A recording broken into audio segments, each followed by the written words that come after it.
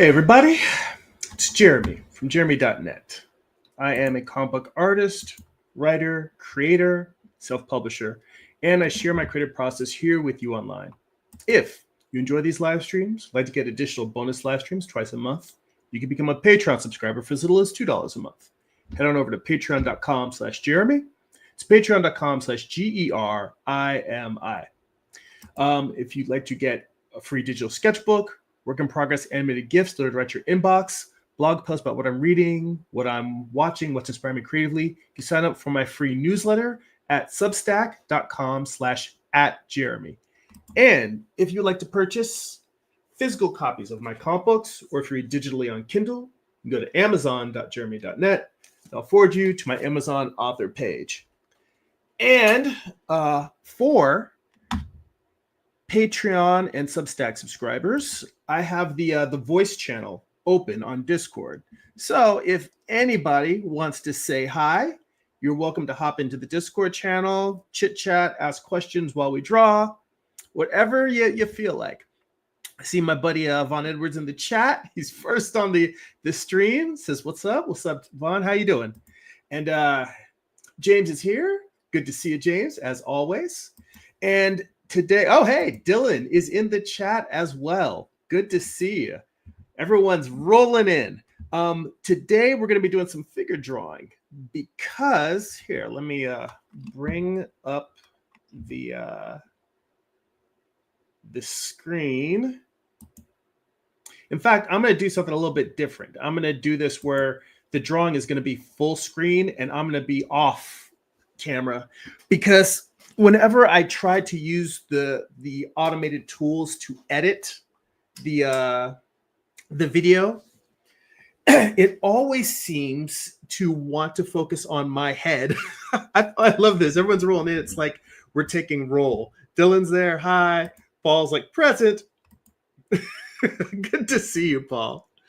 Oh, you know, it's funny, Paul. I know you get around with a lot of the other artists that I watch as well. I know that you watch Pencil to Pencil because sometimes I'll see you hopping in the comments, and it always warms my heart when I see you pop up over there. So I'm like, Paul gets to catch everybody live. I'm always just watching stuff sort of like at like 12 o'clock while I'm, at midnight while I'm drawing, getting caught up on stuff.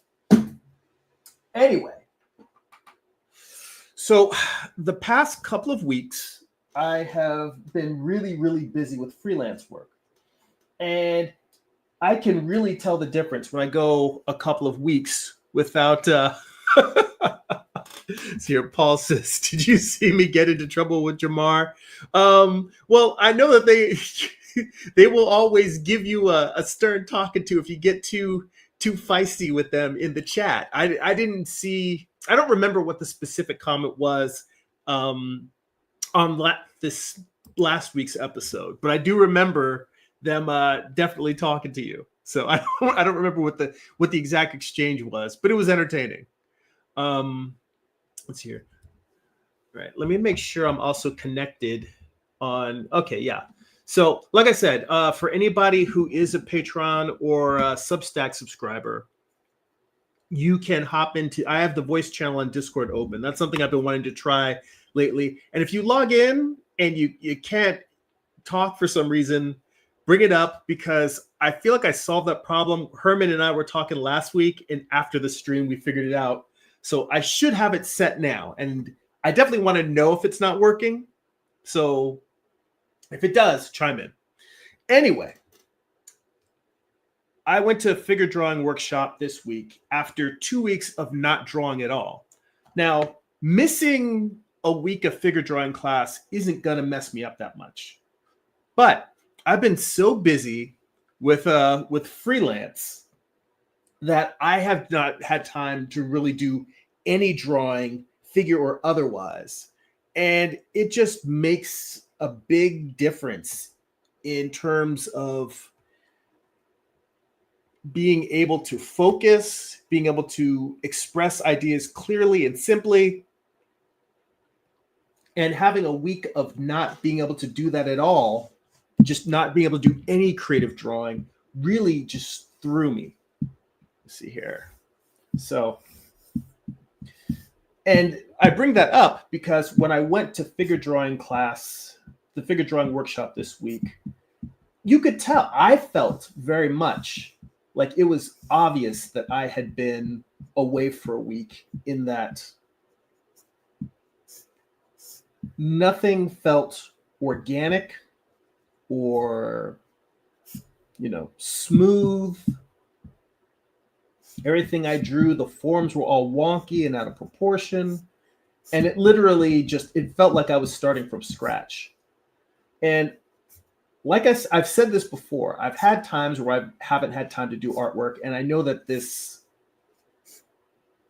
sensation of starting over, feeling like I just completely have forgotten how to draw, that it will go away as I stick with my routine and get back into my routine. But it is still kind of frustrating to have to go through that anytime. Well, that's one of the reasons why I try to maintain a routine, why I try to continue to go to figure drawing every single week. Because I know that a couple of weeks off will throw me, and a week where I have no time whatsoever to draw, that's what really hurts. It's like if I don't have time to go in a sketchbook, if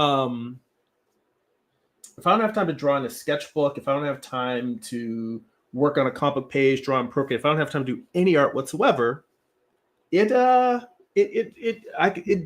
can feel the difference. Paul says, missing drawing, you're about level up. We'll see, hopefully. I always stay at it. A lot of times I feel like improving in art is like approaching the speed of light. The closer you get, it takes an infinite amount more energy to go a little bit farther. So Dylan says, are you live streaming on Substack right now? If not, would you ever try it? I would totally try live streaming on Substack. The reason why I'm not currently streaming there is because I have yet to check and see if I am capable of streaming on multiple platforms at once. Because right now I use StreamYard, and StreamYard allows me to live stream on Facebook, YouTube, and Twitch all at once. Twitch is the one that I actually get the least amount of response from. So if I were going to lose one, Twitch, no offense to the folks on Twitch that are following me, but that's the place where I get the least amount of interaction. So I could live without it if I couldn't do that. But I feel like everyone who is currently watching me on YouTube, I would have to tell them if I'm going over to Substack, hey, I'm streaming over here now, as opposed to being on YouTube. And it's like, how many people would follow me over to Substack just to be on Substack versus people who would just be like, well, no, I'm just going to watch whoever is on YouTube now or on Facebook now instead. So the question you have to ask, Dylan, is what would be the benefit of switching completely over to Substack? Now, if I could just swap out the Twitch streaming for Substack streaming, and I could continue to stream simultaneously on those other platforms, that would be a reasonable compromise. So,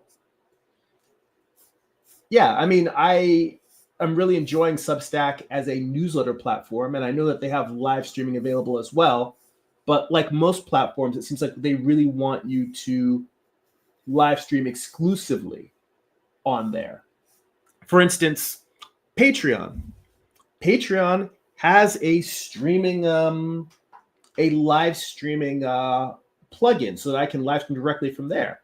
But it doesn't allow me to duplicate and simulcast, stream on multiple platforms. I have to just stream on Patreon. So I do what I continue to do here, which is I stream publicly for everybody and then just repost them on Patreon. But when I do the Patreon live streams, I don't do the Patreon platform. I live stream on YouTube, but I do it unlisted so that just the patrons can find it, and I can share the recordings if I want to with some people. So let's see here. So yeah, the long answer to your question, Dylan, is I would try live streaming on Substack. But the question is, what would I be giving up in order to do it? And would that be worth it? Literally everyone that's here, if I had just had a link on like my newsletter and I just told everybody, hey, I'm on Substack, I'm streaming now, as opposed to catching on YouTube, how many of you would all jump over and watch on Substack? We can try it if there's a demand for people to see me on there, but I don't know if there is. Now, James says, I don't remember if I asked you this, but do you think technical drawings have artistic value? I've done a few in the past and may do some more in the future. When you mean technical drawings, do you mean like architectural drawings, like a blueprint, whether it's for a vehicle or a building, just something that is for design for building something? Or do you just mean technical as in drawing cars, drawing robots, drawing technical things? I believe your question, the way you phrased it in terms of asking whether it has artistic value, leads me to believe it is the former, something that is industrial design. And I think the way I would answer that is, I think that the answer is that they can have artistic value. I think to say 100% they do have artistic value would probably be false, because it depends on the drawing and it depends on the intent of the drawing. For instance, if you were looking at a drawing of, say, a circuit board, a printed circuit board that just has the schematics for where the energy is flowing on that thing and the programming for it, I don't see those as being particularly visually elegant or interesting.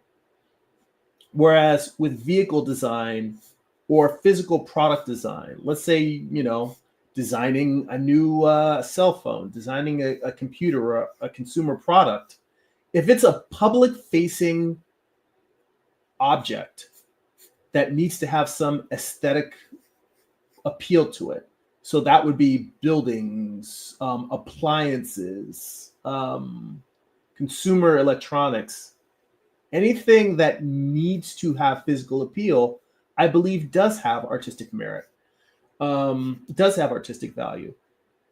As somebody who does product design, again, most of the stuff I design, everything I design is toys. I've never designed like a consumer electronic product that wasn't, meant to entertain children. So all that stuff is supposed to be appealing.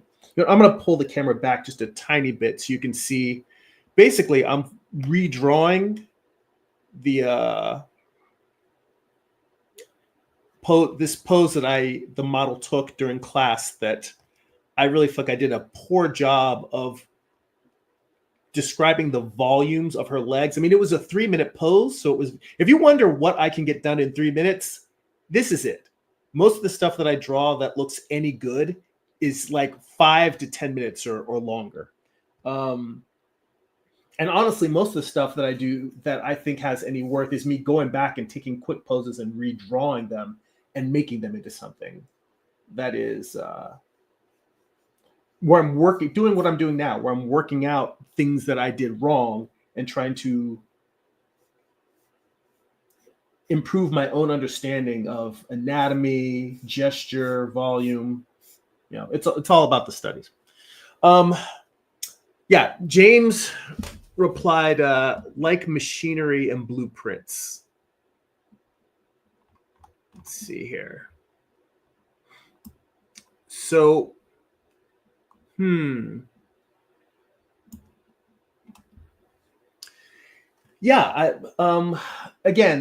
answer would basically be that it depends on whether that machinery needs to be human facing. Like I would say, like, even let's say that you were designing something like a dump truck or an earth mover, like a giant piece of farming equipment or construction equipment. If you're designing that and you're putting the schematics in, those things still have a certain elegance to them. And that, I believe, is intentional. I don't believe that they're just sort of like, well, this thing just needs to be a box and just purely be functional. Vehicles, I think, are a really good example of functional items that still have aesthetic appeal.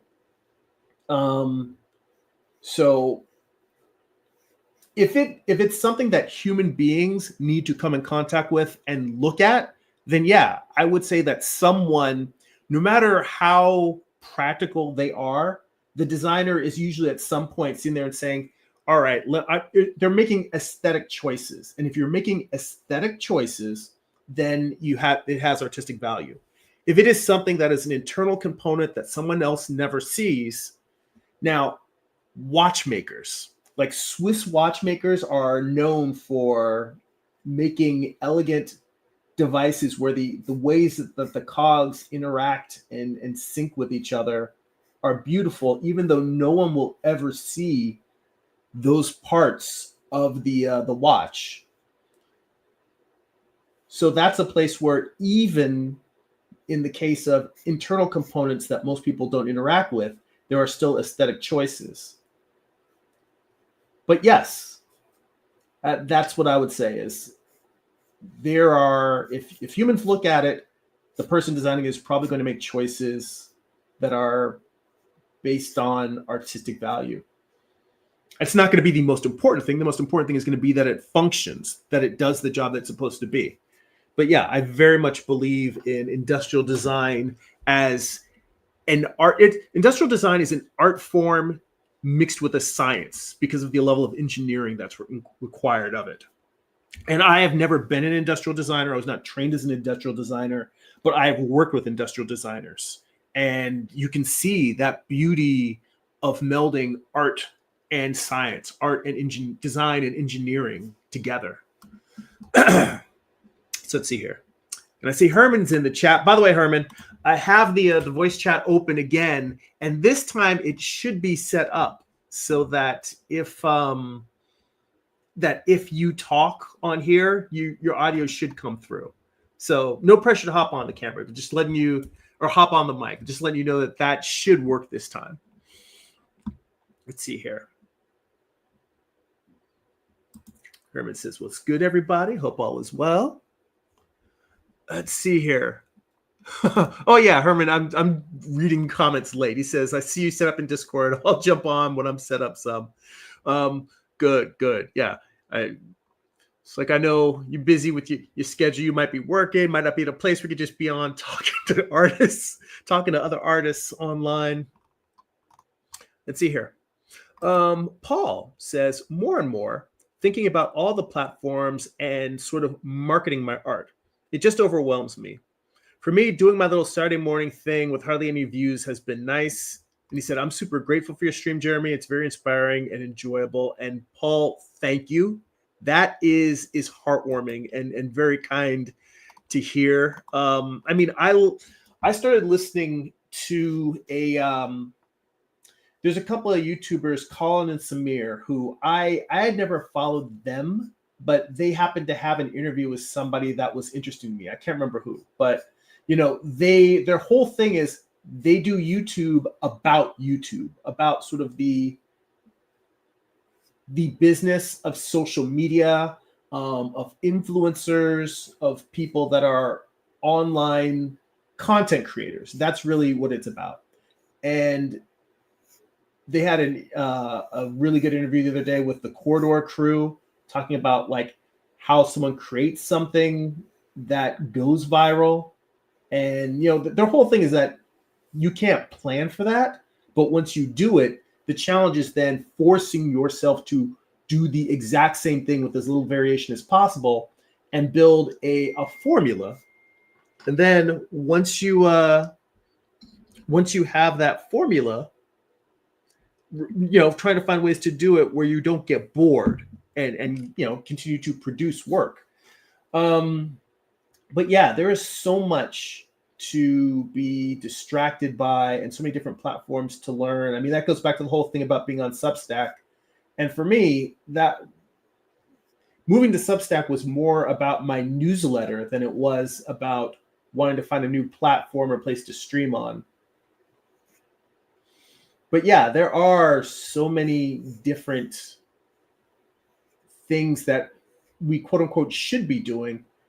And, you know, it's one thing if it's your full-time job to be a content creator, but the bigger challenge for me is, you know, like I said, I wasn't able to draw for the past 2 weeks because of work.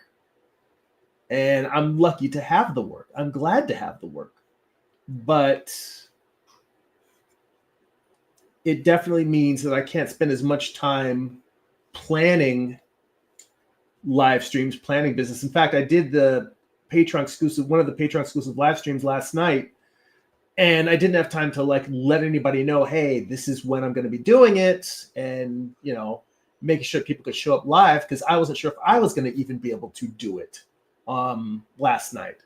So it was one of those things where almost everything lately just feels like it's catch as catch can and just staying barely ahead of the curve.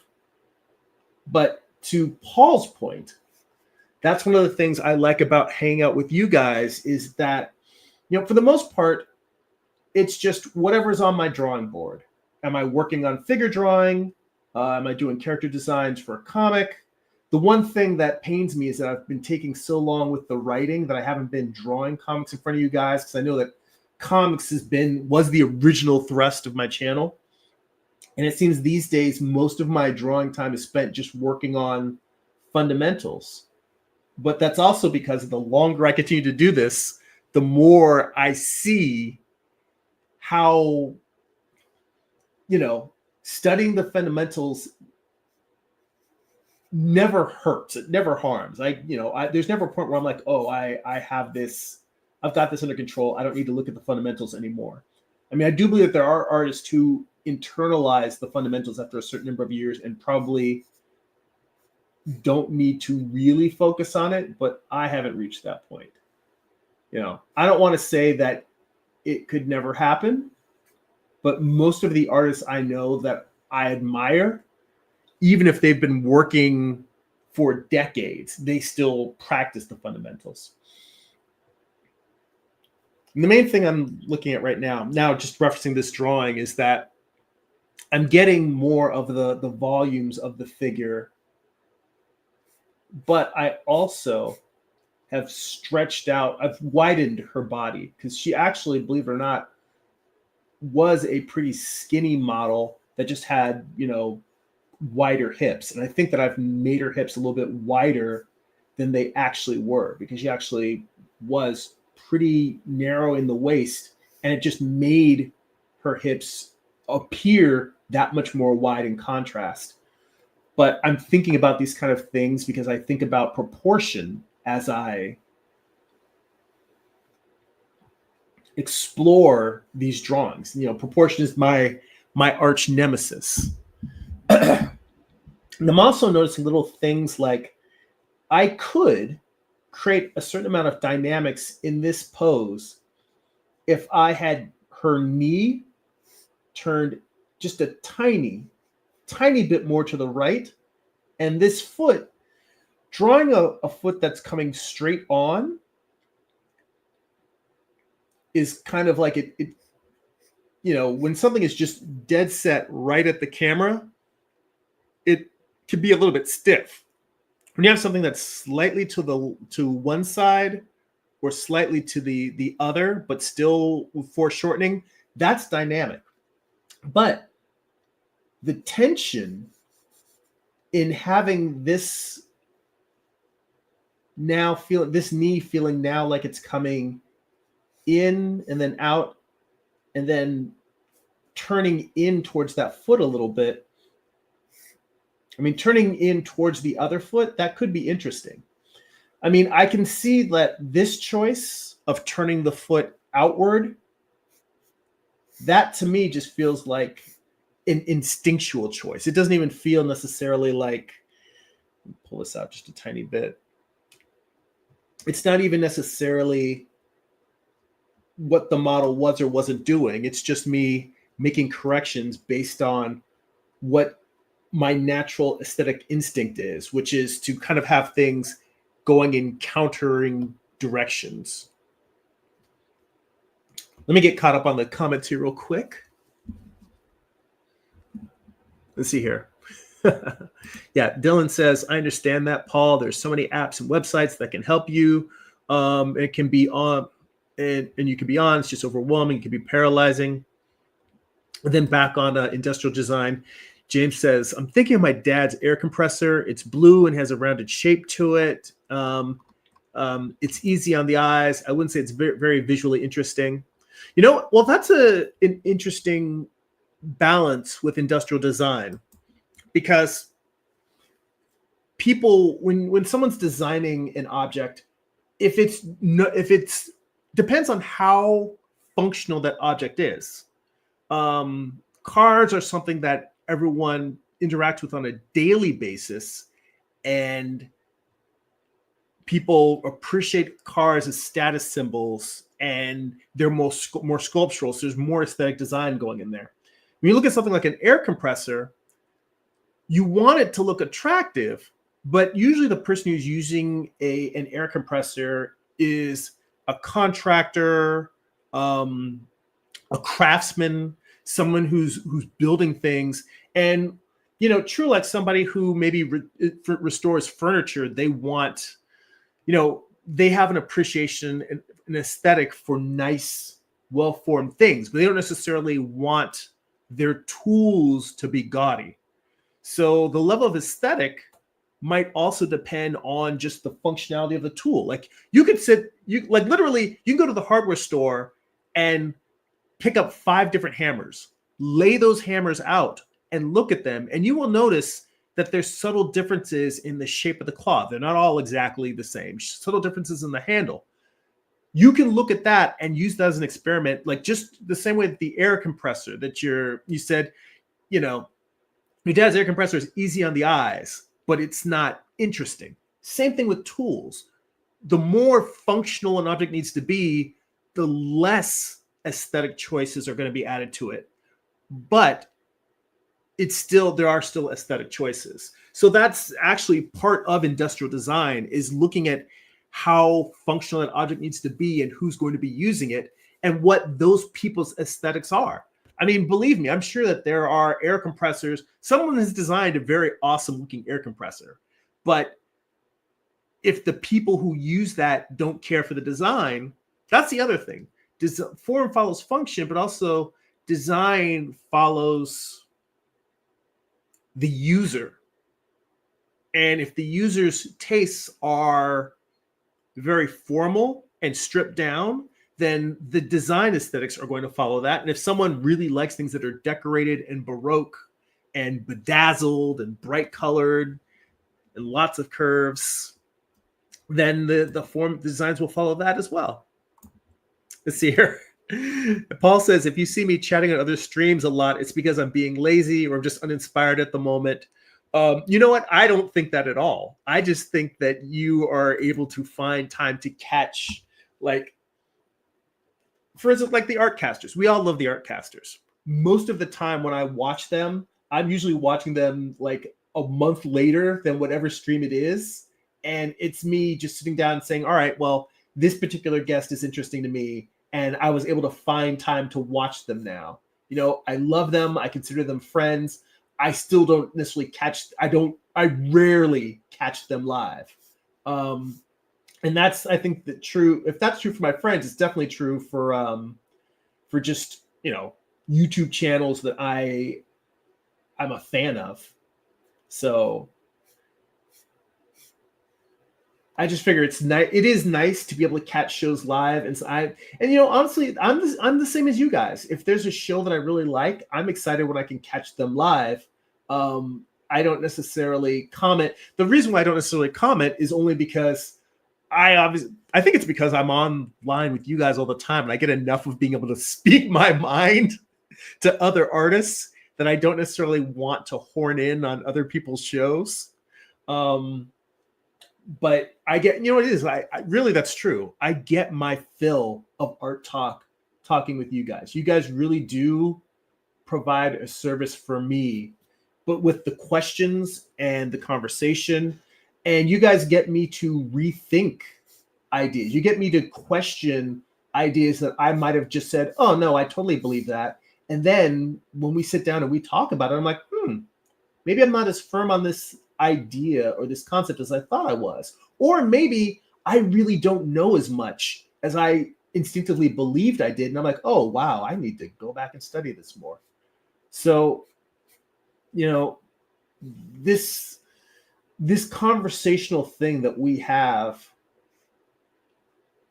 I'm grateful for it, because I feel like in lieu of actually having a physical studio where I've got artists that have the same interest, just sort of walking in and out and having conversation and pulling up a chair, this is the next best thing to that. And that is due to you guys. Let's see here.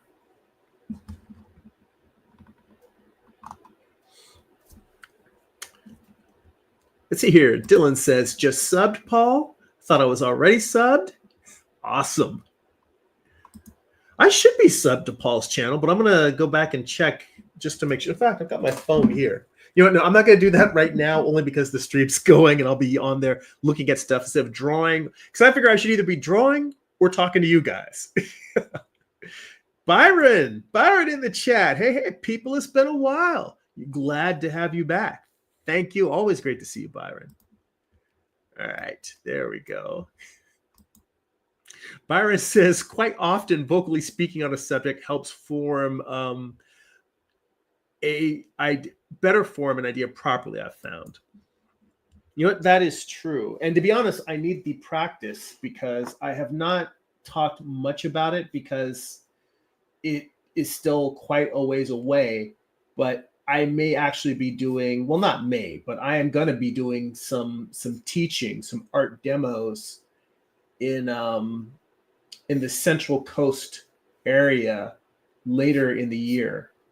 I am supposed to do some in late summer. Then I definitely have one scheduled for early December.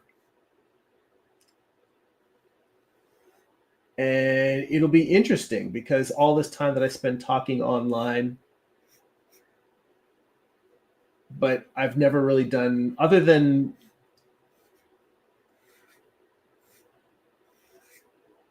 doing demos on Patreon and on YouTube, I've never actually formally taught classes and workshops before. So it will be interesting to do that.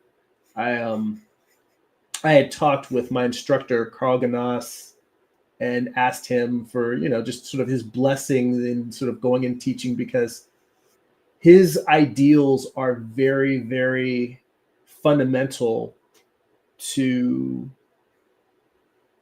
my whole approach to the figure. But I certainly can't teach the way he teaches. But he, gave me some encouragement. And that's very, very reassuring, because, when you have a teacher who is one of the best teachers in the world on a subject matter, there's no way to not feel imposter syndrome in trying to teach, because it's like I can't do what he does.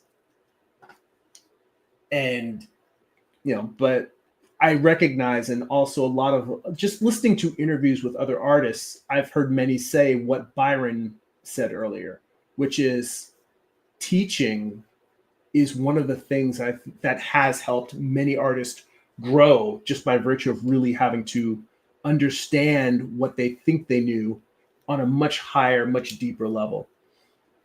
I mean, well, shit. And even going back to the Artcasters, Josh is teaching now again, and Corey has been a teacher, and I am, I can't remember if Scott has specifically taught anywhere long term, but obviously I'm sure he's given demos and workshops before on his process. So all of them, their experiences as art educators. I'm dipping my my toe in that pool.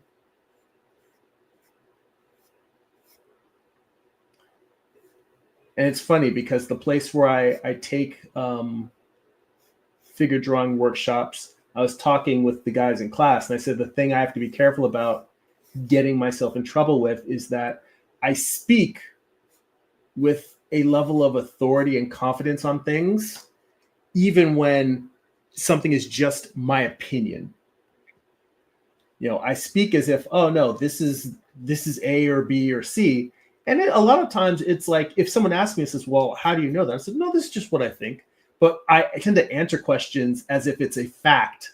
And I oftentimes have to caveat things and say, this is opinion. It's based on my experience, or it might just be based on my instinct in terms of my creative process, but clarifying to people the difference between what is known or what I consider an artistic fact versus what is artistic opinion. Now, I will tell you with this pose, one of the things I'm looking at is that I feel like between the torso of this one and the torso of this one, I tried to sort of work out the volumes, but I feel like this midsection here, what's going on here is not what's going on in this one. And I kind of want to just do a quick little sketch from my own studies to try and understand better what's happening between the two forms. Because for me, that's the main thing, is if I can't get the basic relationship between rib cage and pelvis down, if I can't describe that in simple blocks or egg shapes or whatever form, if I can't do that, then I really can't describe what's happening with the figure.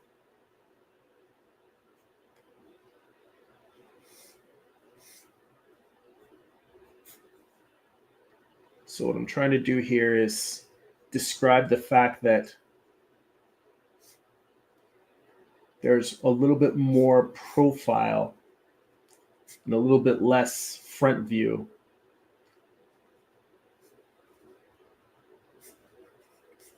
So slightly less of a 3/4. So I actually kind of feel like this one is a 3/4 pelvis. Same as drawing a 3/4 head. And it's tilted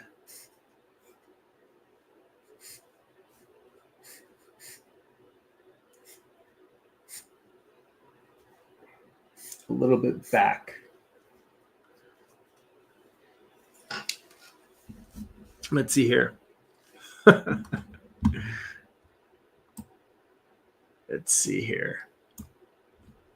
Paul says, okay, let's talk about how you draw figures.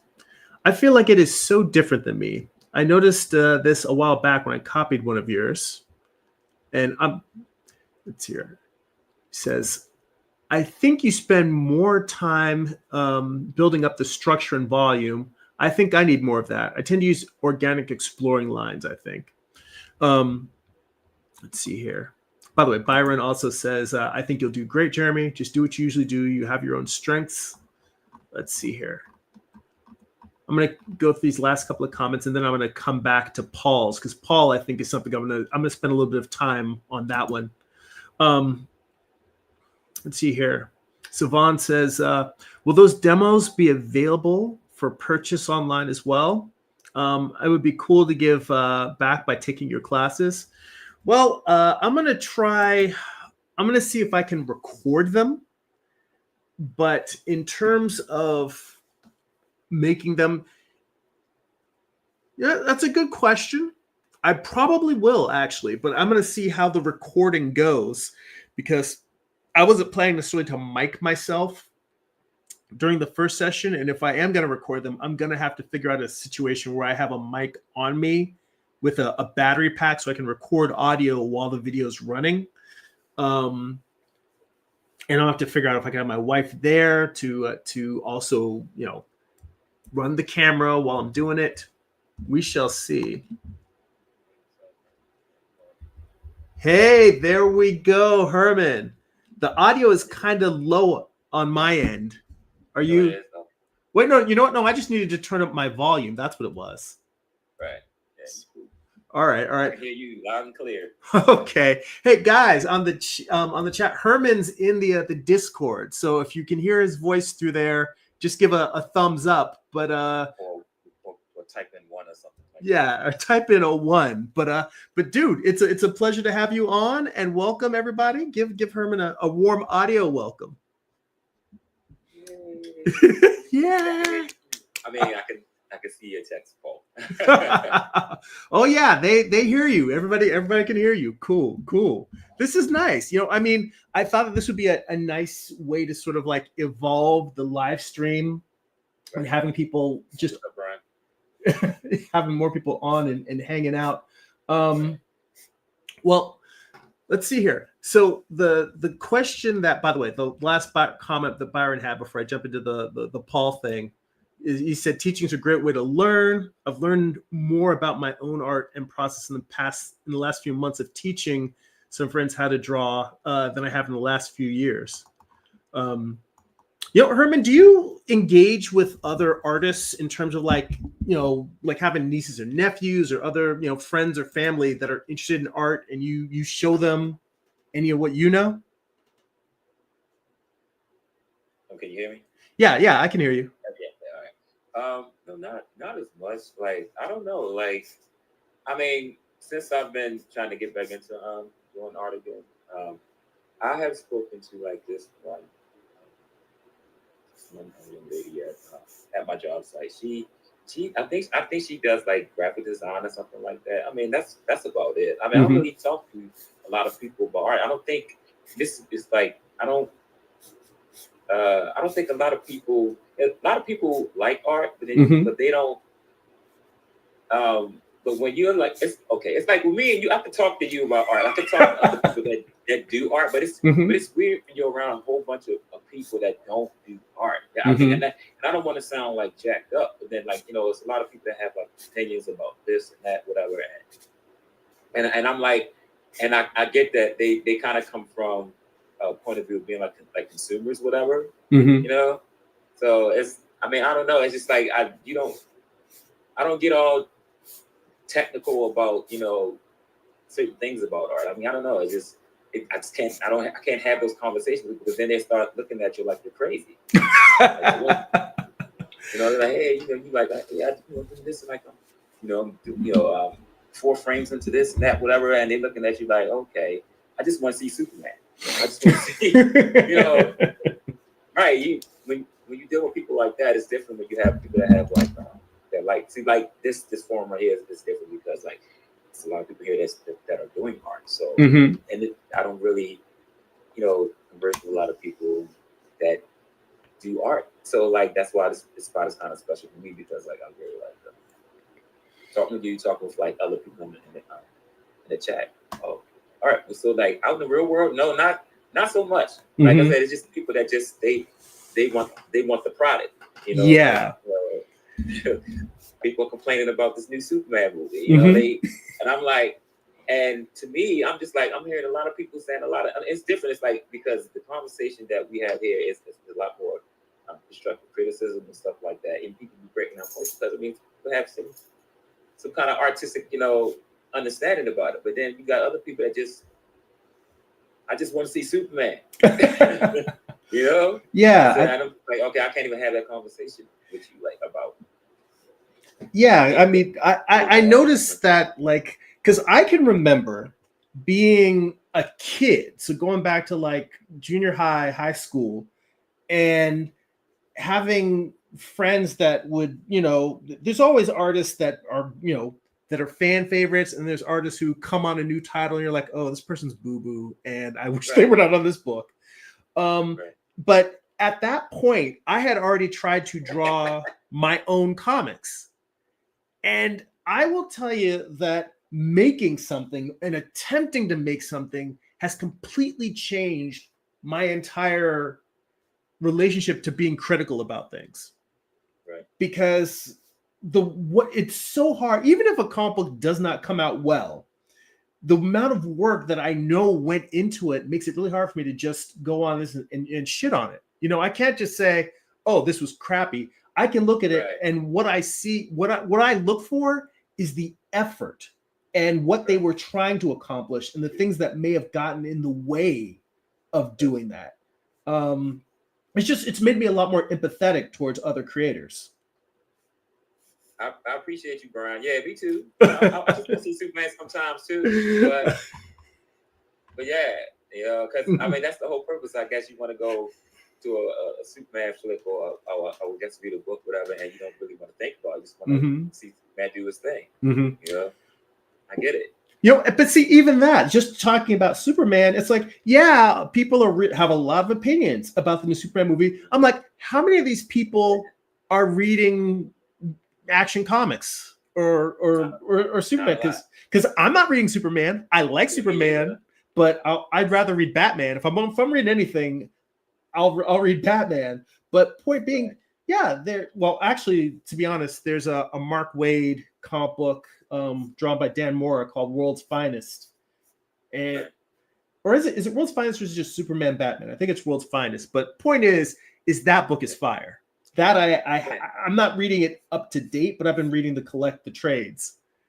Well, when I just see anything that has Superman and Batman together, I always like that because I always like the back and forth between, because they're so different. They're so different, but at the same time very much alike because they're heroes, whatever. But yeah, I mean I like Batman because he would call Superman on his BS all the time. Yeah. Because I mean, of course you watch Smallville and stuff like that. Yeah. When I used to watch Smallville, I used to be like, man, I used to get angry. I mean, don't get me wrong. I love Tom Welling when he did his version of Clark and Superman on the show, whatever.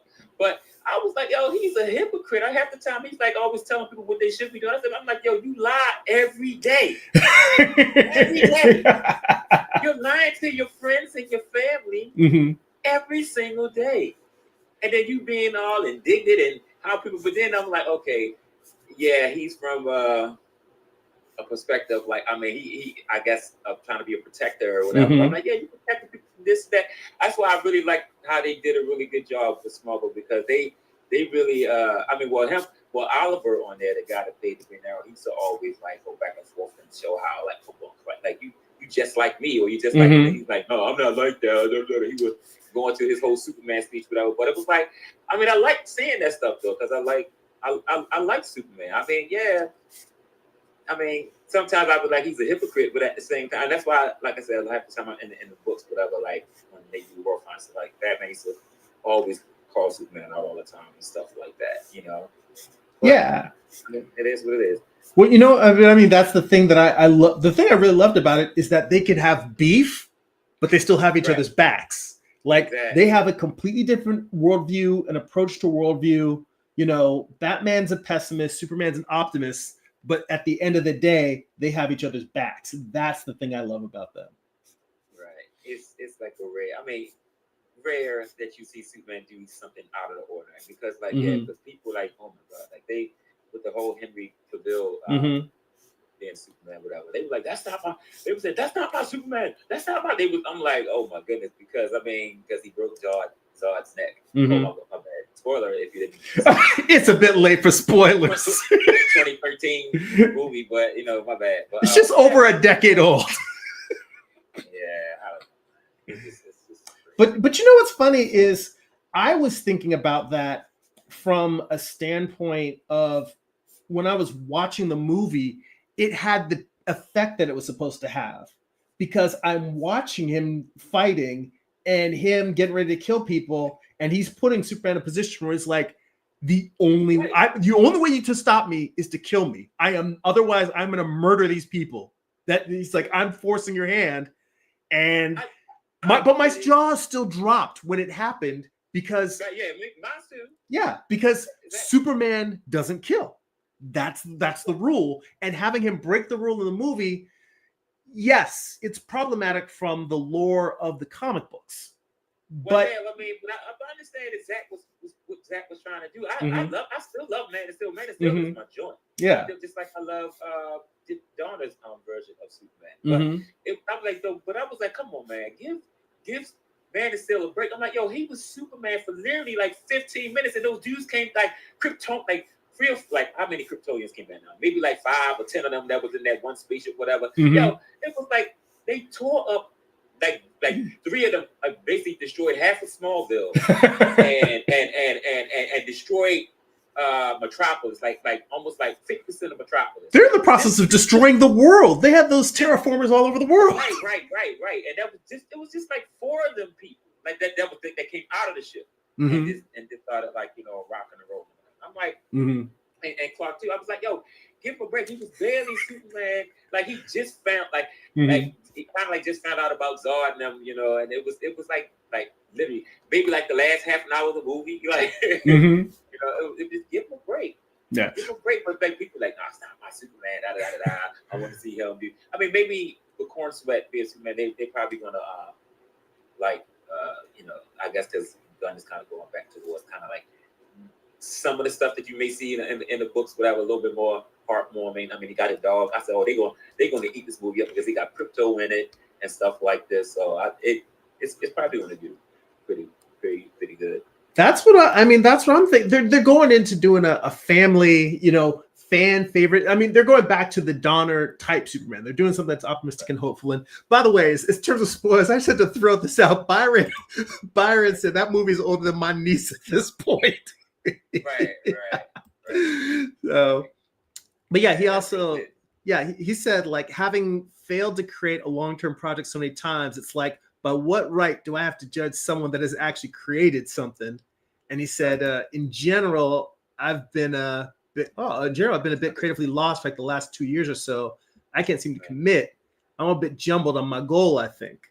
I feel you, Brian. I'm in the same boat. Like for some reason, I'm like I know I have the ability and stuff like that. But for some reason, it's because I've been having like a lot of life situations and stuff going on. It's just like I can't get the urge to pick up a pencil or just to do. I mean, I find myself like I'm at work and I have a pen in my hand and all of a sudden I'm on a back of a piece of paper and I just find myself scribbling or whatever like that. But like I mean, I have 2,000 reads in art and like it's just like because of the life situations, I mean, it just kind of like squeezed like that energy out of me. So like when I started watching like YouTube and stuff, I found Jeremy, it's not like a couple people that's like kind of it's starting to bring it back. So believe me, I know what you're feeling, man. Like, and I don't know, I'm still struggling.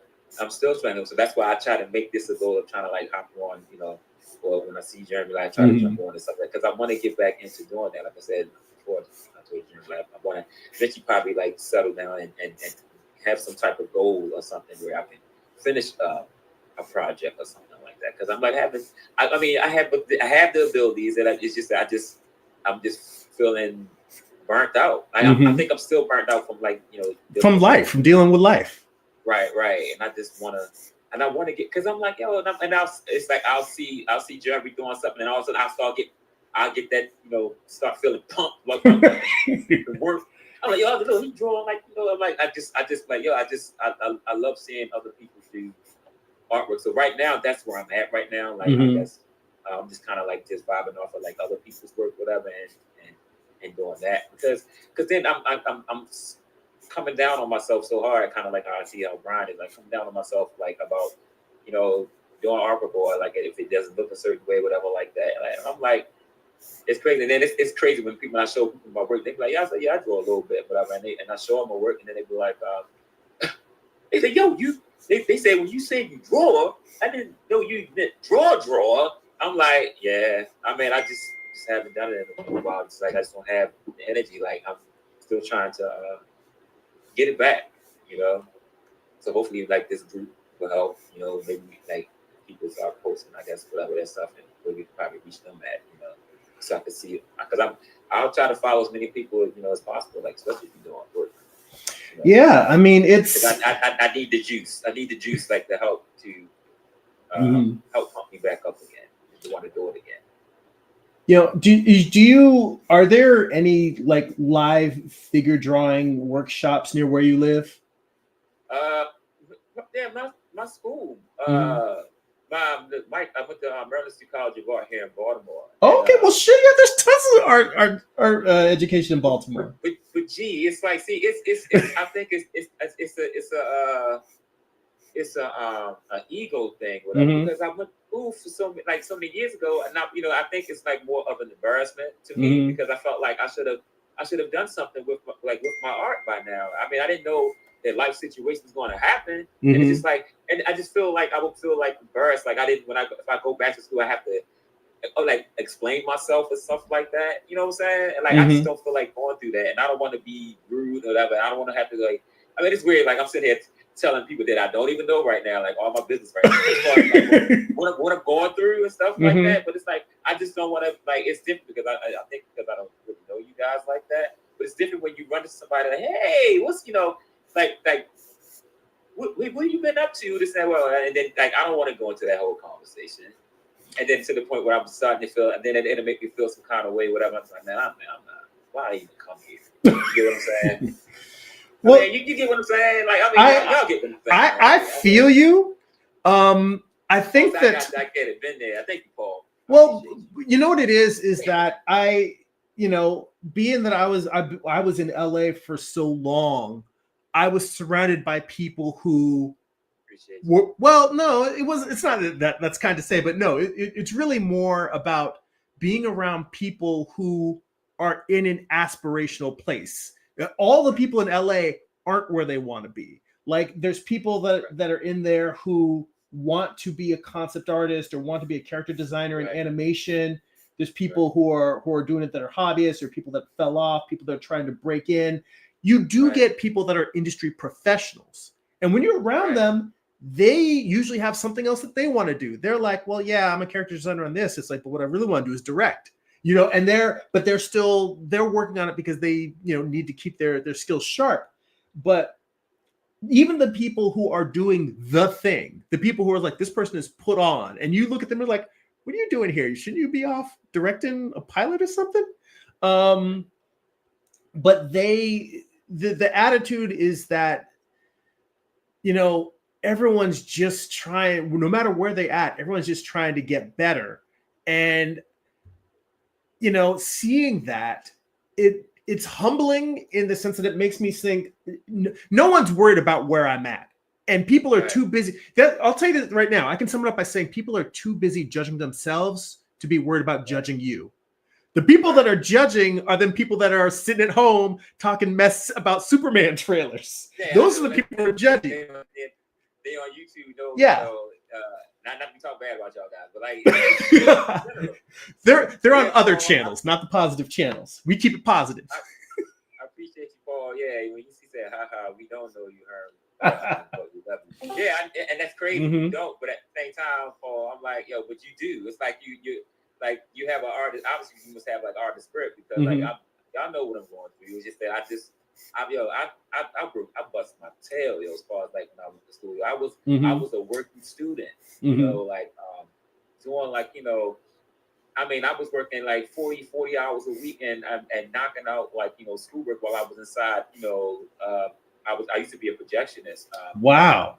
At a movie theater, whatever, and like I was running like a building and doing and squeezing this like homework in between, like, and it was like all that hard work.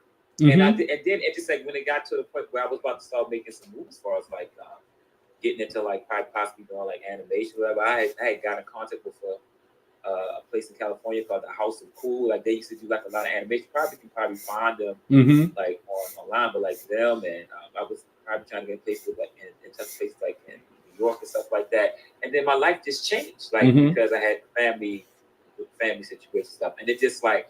And then mind you, like that was like in 2009, 2010, and like it's just life, And then it's just like you just find yourself, and I found myself still doing artwork and still fighting to do the artwork. But then it was just like life just started just like squeezing and having to deal with real grown up stuff like that. It just squeezed the life out of me. So now it's kind of like I still once in a while, like I said, I look at some artwork and Mm-hmm. You know, I don't necessarily read like a lot of books. I mean, as far as like, I mean, I was getting, I don't get physical books anymore. I was getting like digital comics. And stuff. Yeah, I read a lot of stuff on Hoopla and Libby. Which, Right. by the way, watching the stream, have you ever seen Amar art from Amar in the comments? Maybe once. Oh, just good, Amar. Because he just hopped in on the Discord. I don't know if his mic is set up, but Amar just wanted to give you a what's up in case you want to jump in the mix. Right. He might not necessarily have his mic up. He might just be on against stuff set up. But if he wants to jump in, he'll jump in. Hey, what's up? Yeah. It's up there, but like, yeah, man. I'm like, yeah, like I say. So just hopped in as well.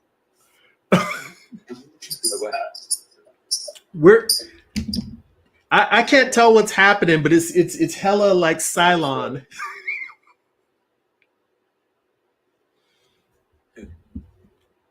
So I'll be talking this C3PO is going on. Yeah, I don't.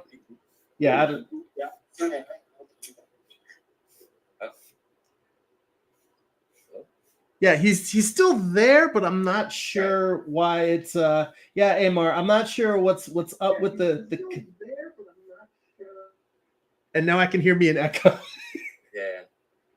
You had to turn yeah, it's like I had to turn the YouTube down on my TV and I'm now just hearing you through my microphone. That's why my headphones set. That's why because at first it was doing like the double whatever. Oh yeah, it'll do that. But what was I gonna say? No, there was something that you brought up. Oh yeah, just the idea of going back to school and people being like, "Well, what you do?"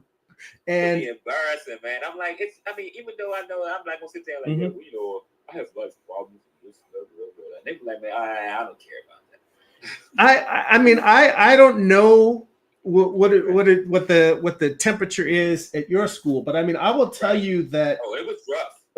Believe me, I found out it was crazy because it was just like when you have this idea of like how you think art school is going to be. I mean, it can be that way to a certain degree if you just kind of like just block everything else out in life. Meaning like you know, real life happens there also. I've seen like a lot of real life situations. I've seen a couple of people lose their lives there. People were going through depression, you know, and killing themselves. Like it was all kinds of real. Like I was just like, wow, yo, it was just racism, and stuff like that. Oh, hey, so, Amar, I think I hear you a little bit better now. Amar? Yeah, I can hear him too. You still there, Amar? He was going good.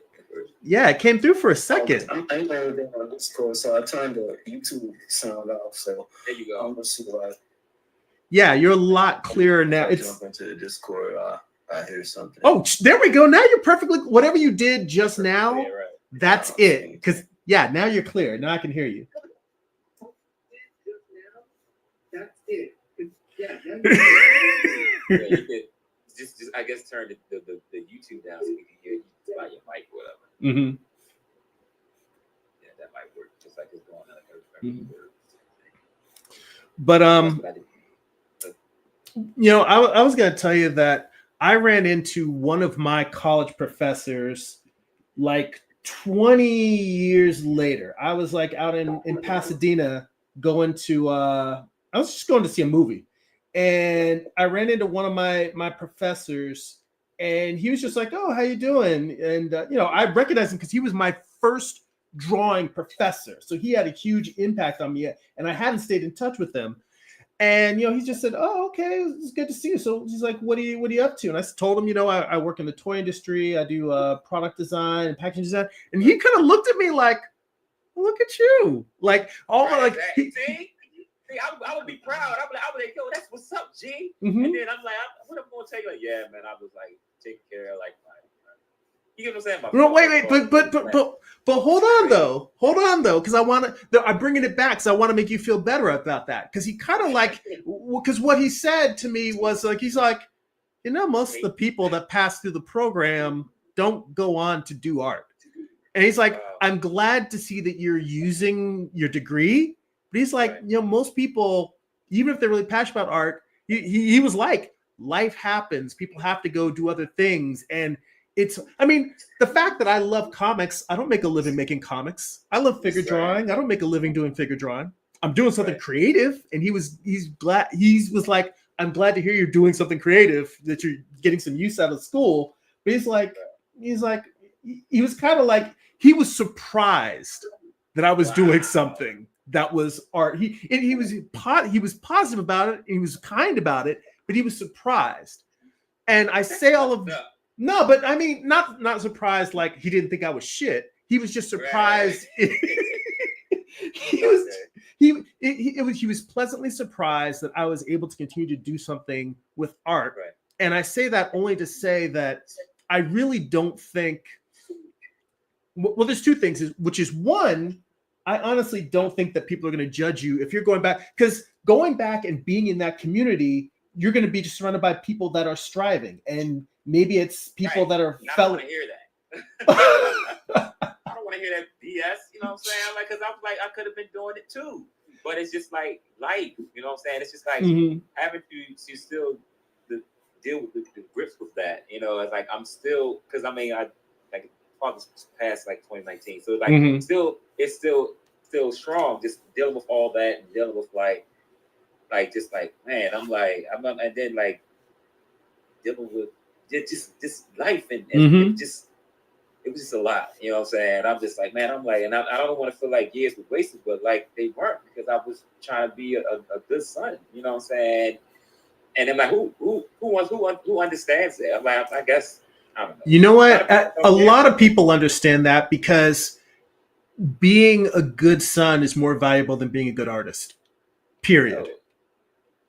I mean, I guess, yeah. I mean, I don't know, because the way that I hear what you're saying, but at the same time, it's like, you know, as far as like how the climate has changed, you know, as far as like what is important, whatever, especially like in relationships and stuff like that. Because I mean, I hear what you're saying, but at the same time, what you're saying, you make it sound like it was noble and stuff like that. My ex-girlfriend, nah, she didn't think that. You know what I'm saying? See? Well, that's why she an ex. Right, exactly. That's why she an ex. It's like, that's crazy. When you're going through like real life situation, it's like, it's crazy.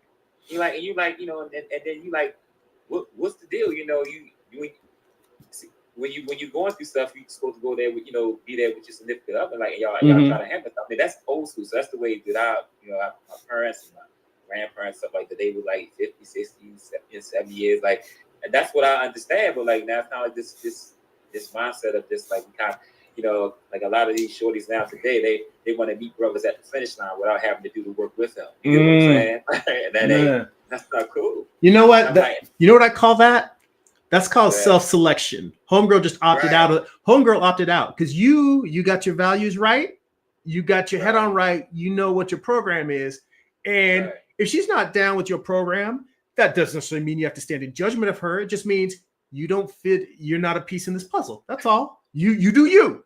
You do you. I got you. But at the same time, it's like I can still, but then you still feel like trash because you didn't complete anything. You get what I'm saying? Like it's a no-win situation. It's crazy, you know. But I mean, that's a part of life. That's the type of stuff that you have to deal with. You know, right now I'm just like, you know, to the point where I'm trying to figure out things and navigate through those emotions and stuff like that, while at the same time trying to get back to you know, feeling in love with art again. You know, so I could I just want to get something done, because I appreciate the stuff that you're doing. Like, I love the stuff you're doing, man. I just want to be able to complete something, you know, before I kick the bucket. You get what I'm saying? Like,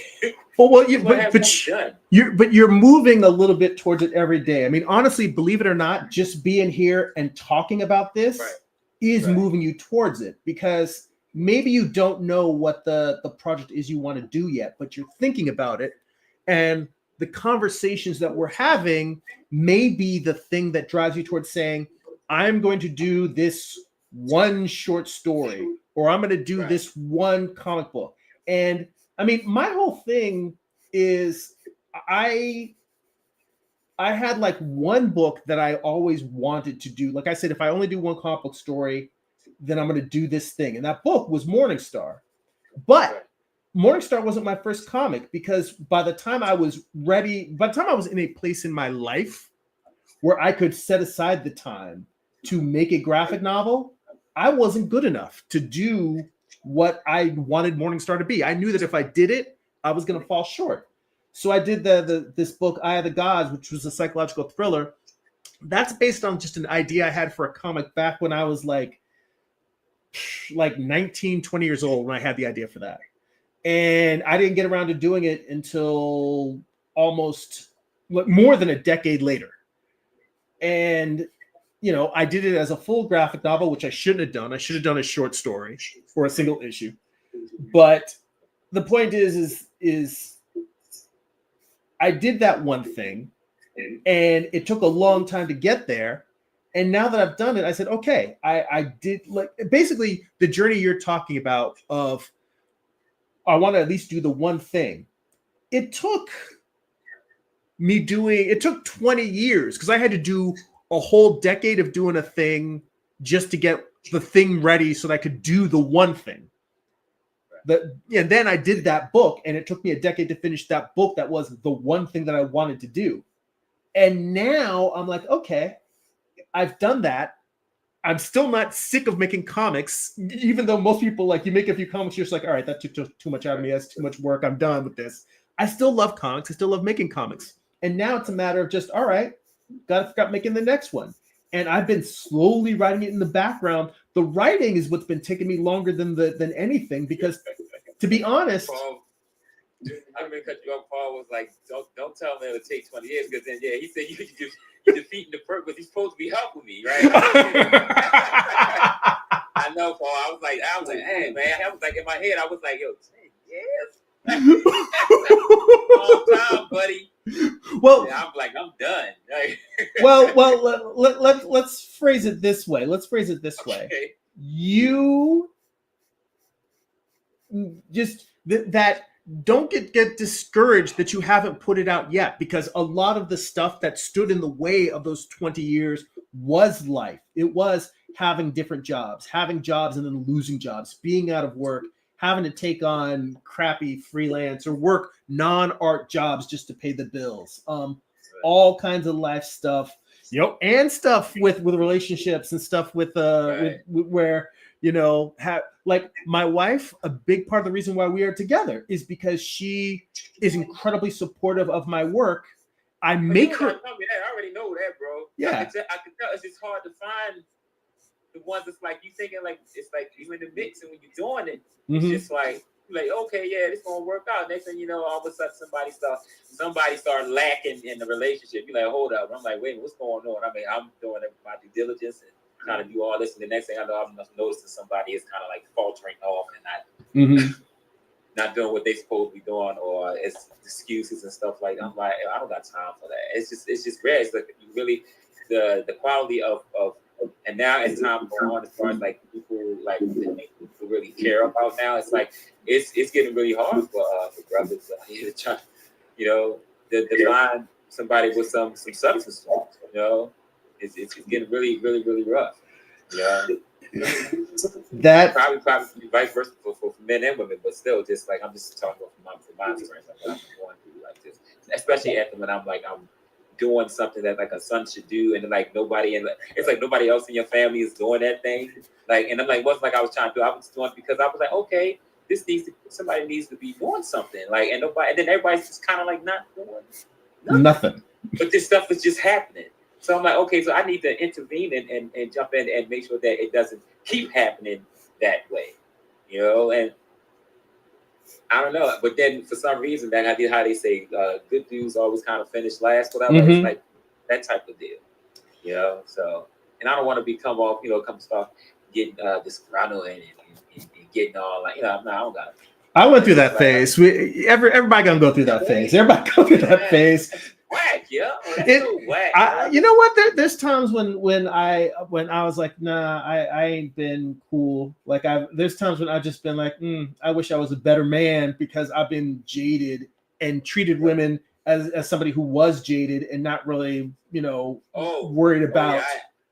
I'm not even going to go into that. Like, when I was one shows I was about to get married, like that was like in 2000 or something. Like, it's crazy. It's like I just do like a few shorties that to the point where I was in relationships with them for a substantial amount of time, but just that even to the point of marriage level. But then it just when it got to the point where I just like I can't see myself so now this person and I think like I have like my female friend, like I tell all the time, I say I think I'm broken to a certain degree because I was like as a young kid, I was a latchkey kid. I always had to be looking out after my baby brother, or looking out after somebody. I'm always looking out after other people other than looking out for myself. So I said that has been instilled to me, like to always be looking out and taking care of other things and taking care of people. You get what I'm saying? And it's like it's just it's just weird. So it's like that part has always been in me now. So then when it comes time when the shorty wanted to do something, it just seemed like to me it felt like she falls short. You get what I'm saying? Even though she might not be. But at the same time, I guess as much as I've been doing like since I was a kid and dealing with and taking responsibility for like a lot of things, but I was just kind of like, it's crazy. Yeah. I mean, that is. I mean, I've been where. No, I'm saying I've been where you've been, and I wish that I had something that was a simple solution to tell you, because honestly, relationships and finding a partner that fit with the creative lifestyle was probably my biggest struggle next to making art itself. And I'm telling you that as somebody who did not get married until I was almost 40. I think I was 39 when my wife and I got married. Oh, wow. I mean, I'm old now, so I'm like, I don't know if I'll ever get married. You know what I'm saying? Yeah, well, I'll be like 54 next year. Well, I mean, again, you've been focused on family stuff, and here's the other thing. I find that there's a lot. I mean, there are people who are on their second and third marriages by the time they're in our age, and it's. Well, I'll tell you this: if anything, you speak and you conduct yourself like somebody who has a young spirit. So age ain't none but a number.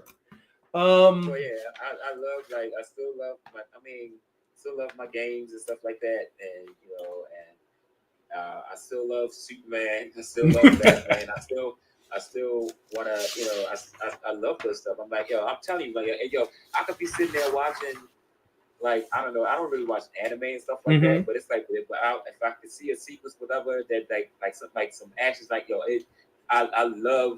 I love animation. That's why I took a course in trying to learn this stuff. I just never got a chance to really use it as much. But like, I mean, I could see some of my style possibly becoming like animated features, whatever. Or I mean, I figured that I'd probably do something like I want to do like interactive comic books maybe or something like that. Because I mean, I'm always like I like really drawing like highly detailed stuff when I'm not being lazy. You know what I'm saying? Like detailed stuff like you working your ass off. I don't want to hear no more about you being lazy. Yeah. Just because you're not drawing all the time, you are working your ass off. You know what? Hey, Paul asked Byron a really good question, and I think it actually would apply to you as well. Paul said to Byron, he said, if you were totally focused on one thing for next year, would you be able to complete something? Like, are you able to spend enough time? It sound. If I say it, it's going to sound good, but I'm going to be real sad, or like I don't want to be like when it don't get completed. You know what I'm saying? Because I mean, I would like to. I just want to, but it's like I have to figure out exactly what I really want to focus on. I mean, because like I'm telling you, like I really want to work on. I wrote so many different like mini small stories. I want to be able to complete a story that's doable, where I can transfer it over to like maybe doing like a comic, whatever. And if I can do that and I can finish the comic, then I want to take it to like maybe I don't know, maybe doing like a 1 minute or a 30-second animation clip kind of based off of the comic. You know what I'm saying? Like kind of like to sell it, whatever, sell the idea. Like remember how those? You remember back in the day when those GI Joe comic books used to come out and Marvel used to sell those? Oh yeah, the original GI Joes, yeah.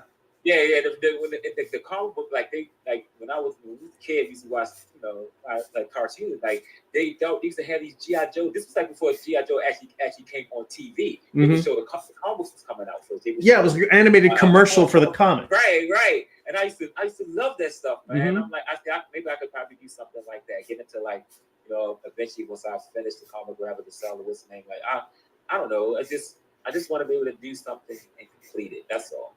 And I don't know, maybe, right? I mean, I have like some small little stories. I mean, I don't know, but I just want to get a story completed to the point where, okay, I have like, I don't know.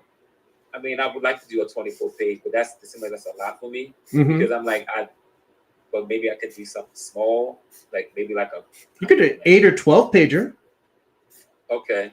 I mean, so yeah, you know about that. I mean, I'm only going by your suggestions because I don't know. You know what I'm saying? So whatever you kind of suggest, whatever I could probably do and how to go about it. I mean, but definitely I want to get the writing aspect of it, like, complete it first before I start even, doing any work. Because I mean, I know you work different. Like, I mean, you probably do the art. Do you do artwork first? Or do you kind of like?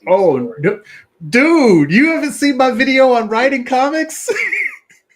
Yeah, I did, but I had to look at it again. No, and I don't say that like I'm insulted that you haven't watched it. I'm saying that in terms of I've literally, like, I have a video where I literally walk you step by step. I do so much shit before I draw anything.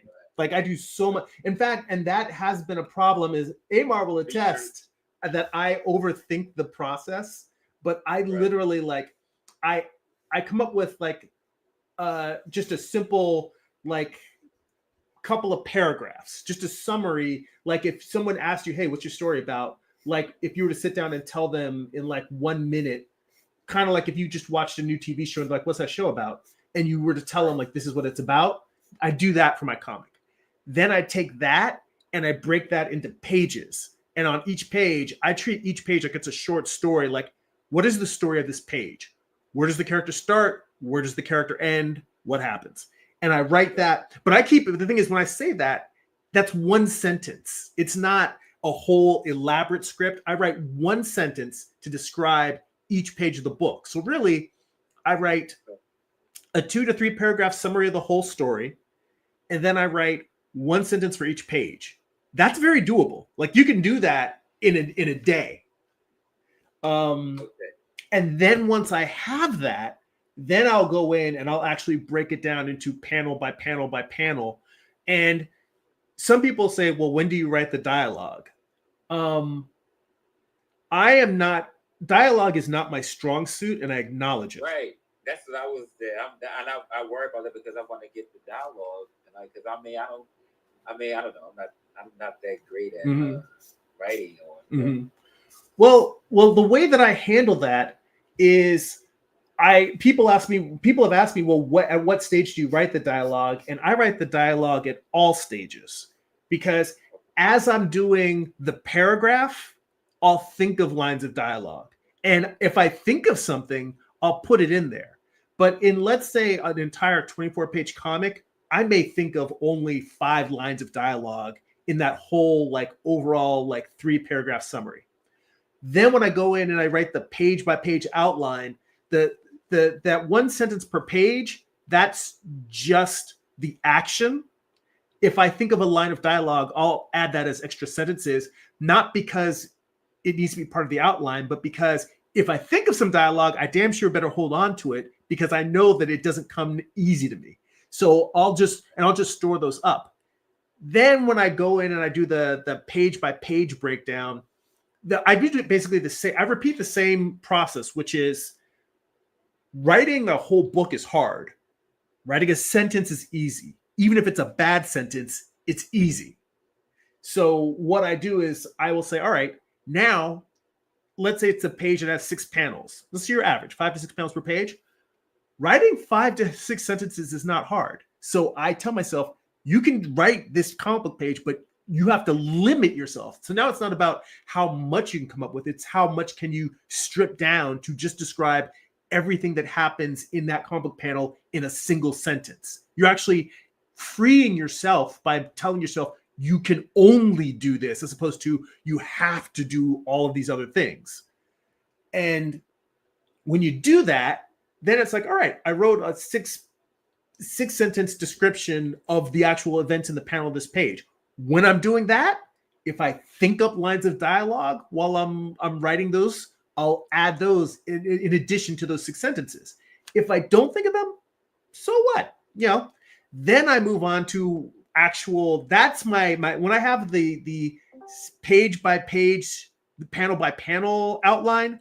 That's when I move on to lettering, because what I do is no, actually that's not true. On paper, I'll sketch thumbnails of the entire comic book. And when I do those thumbnails, I'll kind of put places for word balloons where I just know what the character should or shouldn't be saying something. And when I'm drawing my thumbnails, as I'm doing that, I will still be thinking up dialogue. As I do like a little thumbnail sketch for a character, and I say, all right, you're looking over a landscape in the beginning, I'll say the character reacts to the landscape. And then they have one little, caption at the end of a thought about the landscape. And then, you cut to 2 characters. And a lot of times I'll just say, I won't even write the dialogue. I'll just say, this is what they're expressing.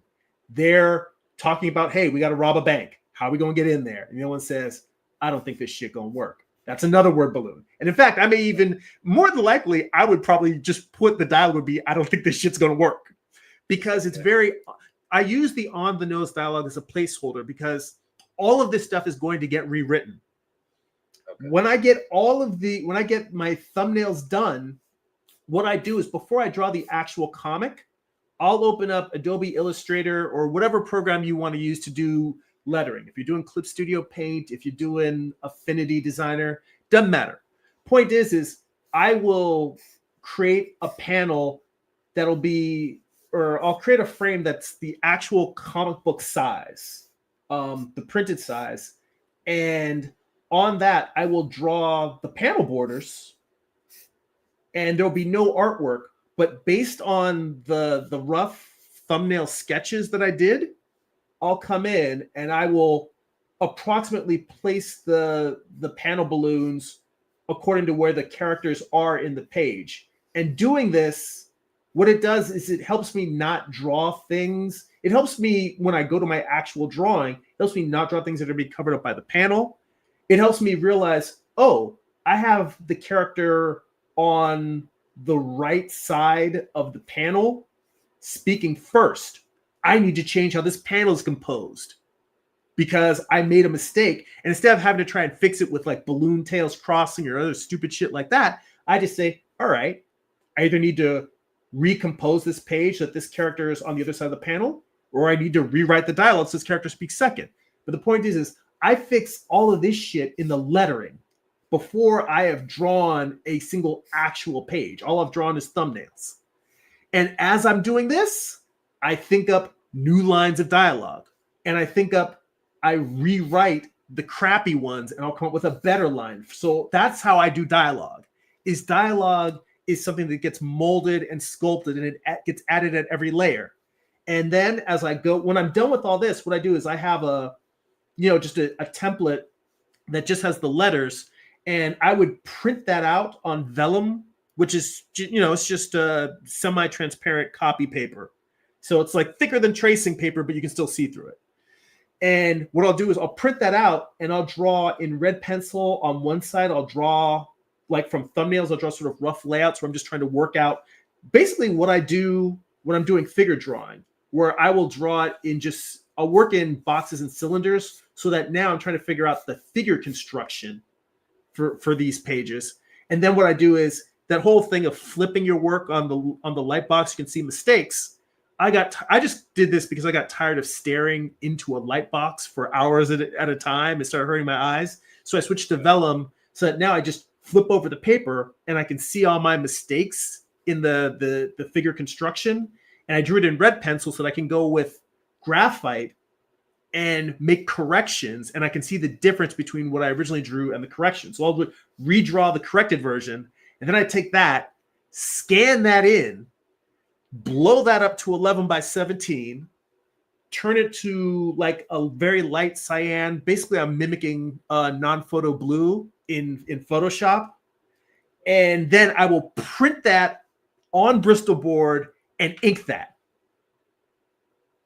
And as I'm going through all of this, each time, at each stage, I'm adding dialogue.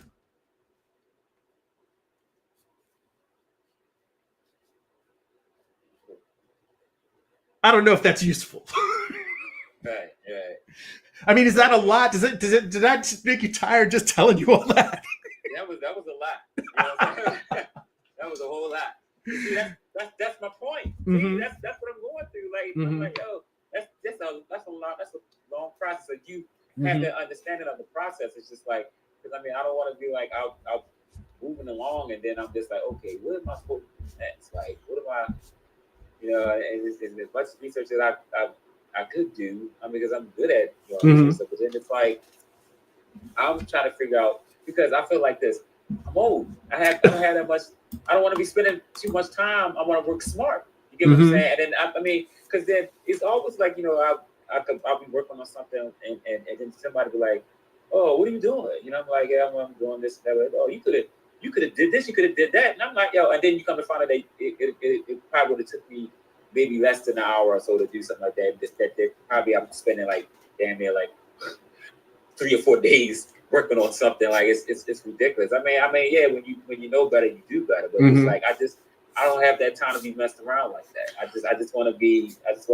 I need the information I need to get to the point that I need to get to, like quick and sufficient, because I feel like I waste so much time already in life, and just, you know what I'm saying? I hear you. You know what though? The fact that you are in a hurry is you're putting undue pressure on yourself, because yes, you do need to keep moving forward, but the fact that you feel like you've lost a lot of time is making you, because I will tell you that Amar, the biggest thing Amar has helped me with is he's constantly on me about being a perfectionist. And I appreciate it, because I am a perfectionist and I drag my feet trying to make everything perfect. So you and I are in the same boat. In fact, Amar, even in the chat, he hopped in the chat and he was just like, you can write 1 to 3 page story in less than a day. He said you can complete all this in 3 months. He's like, I've done 5 to 15 second animations before, even though it's not fully complete, but he's able to do that in like 3 to 4 days. The point is that when you sit down and you start a project, it does take a lot longer than you want it to. Like when you were saying you might spend 4 hours on something that should only take 1. If you sit down, like the first comic page you draw, you may spend 3 days on a single page. And you may do that for the first 3 pages. And then the next page will take you 2 days. Then the page after that will take you 1 day. And then you're like, oh, this is a splash page. But even though it's a splash page, the environment and the stuff that I have to draw in here isn't super detailed. And I can actually finish this page in half a day. And then I've got a page that has like 1 background. And then the rest is all talking heads. And all of a sudden you're going to start being like, I'm finishing pages in less than a day. It's the rhythm, and the fact that you haven't had the time and the bandwidth to build up a head of steam, because it's not what having the process and knowing what to do is one part of the puzzle. The other part of the puzzle is making time to start doing it slowly, because you're unsure and you're getting back into the practice, and drawing, like just drawing 5 consecutive comic book pages. That doesn't mean you draw 5 pages in 5 days, but just you start drawing, and every time you draw, you're working on that page. And then when you finish that page, you move to the next page, and you finish that page, you move to the next page. The act of doing 5 pages of comics gets the ball rolling. You get over that inertia. And that's the other thing. You're fighting a lot of different things. You're fighting the time and stress of life. You're fighting not necessarily having your creative process laid out as well as you'd like, and you're fighting inertia that you haven't had a chance to build up a head of steam. But you can chip away at all those things. All those things are solvable. All of them. Appreciate that. I hope so. They really are. I mean, literally, I really think you should just, like, whatever story you can think of, just pick one. Like, that's one of the reasons why a couple of weeks ago I posted one where I said getting back to drawing comics is because I've been dragging my feet so long. I said, screw it. I'm putting it out there. Here's the next comic I'm working on. I'm working on the covers. I still need to go back and rework my outline for that first issue. But yeah, Amar says, you was saying what I was typing. Well, that's because, dude, I mean, I know that I am stubborn and hard-headed, but I do actually listen to you, Amar. I know it doesn't seem like it sometimes, but I do, man. I appreciate you. You know what? We've been going for a while. I mean, I did get into fixing some of the problems I have with figure drawing, but I think we should probably wrap this up for this week. And but you know what? I think for next week, that thing that I was talking about, the exquisite corpse, where we take a we're all drawing on the same canvas, doing the magma thing. I think I'm gonna try that for next week if you're interested in that. I mean, whatever. Like I'm like I said, I'm trying to be here. Like, you know, if you can set up a time to do that, like definitely. Like, it's just 2:00 next. I believe me. I've literally set the time like to try to do that. All right. Because I'm trying to get back. Trying to get back good. You know what I'm saying? No, I'm telling you, man, I get as much from this. Like, I'm glad that I can do things that are inspiring and helpful to you. I get as much out of this as you do. It's like we're sharing studio space. It's virtual, but we got to encourage each other. And if there's any time that you got questions about process, or like, because I always say there's no one right way to do anything, but anytime that I can say, oh, well, here's how I do it, and here's how I've seen other people do it, whether it's the writing process, story structure, if it's about layouts or thumbnails or lettering, anything, pop a message in the Discord or whatever, and we'll chop it up. I do what I can. All right, let's bring this in for a landing. This was we went deep on this stream.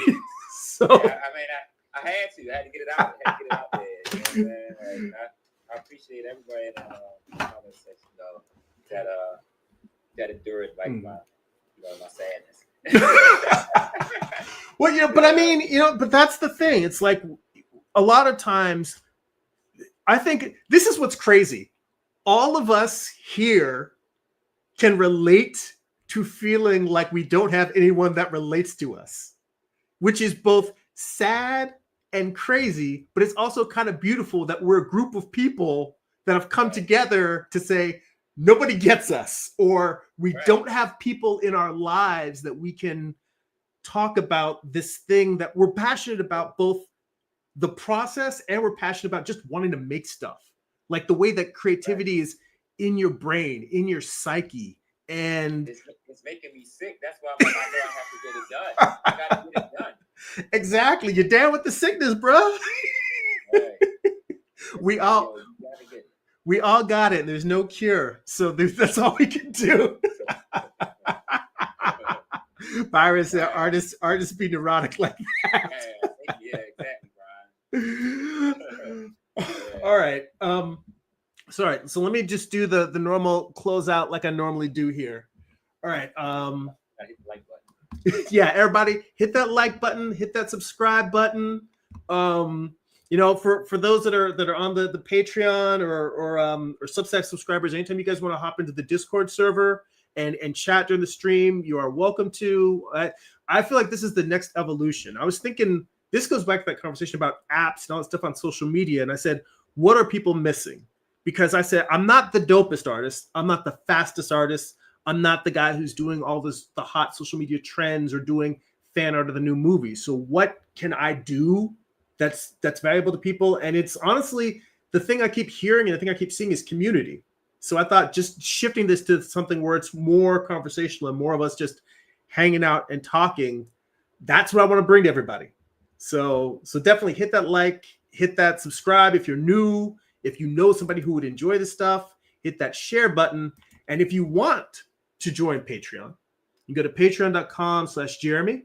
It's patreon.com/GERIMI. For as little as $2 a month, you become a subscriber. There are higher tiers for higher rewards.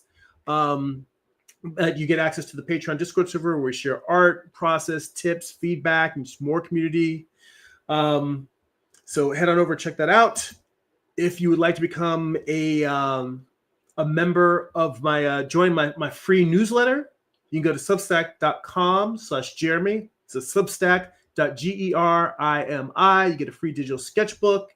You get blog posts about what I'm reading, what I'm watching, what's inspiring me creatively, animated GIFs along with my art, my thoughts about the creative process, blog posts and such. And if you want to purchase physical copies of my comic books, or if you're digitally on Kindle, you go to amazon.jeremy.net. You can pick up my first graphic novel, Eye of the Gods. It is a standalone psychological thriller about a man who is cursed with visions he cannot control. You can pick up my most recent project, Morningstar.